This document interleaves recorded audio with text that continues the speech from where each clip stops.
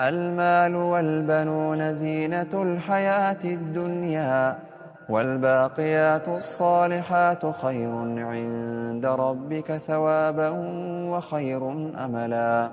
ويوم نسير الجبال وترى الأرض بارزة وحشرناهم فلم نغادر منهم أحدا وعرضوا على ربك صفا لقد جئتمونا كما خلقناكم أول مرة بل زعمتم أن لن نجعل لكم موعدا.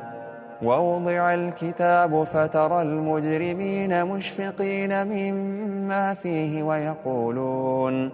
ويقولون يا ويلتنا ما لهذا الكتاب لا يغادر صغيرة ولا كبيرة إلا أحصاها ووجدوا ما عملوا حاضرا ولا يظلم ربك أحدا.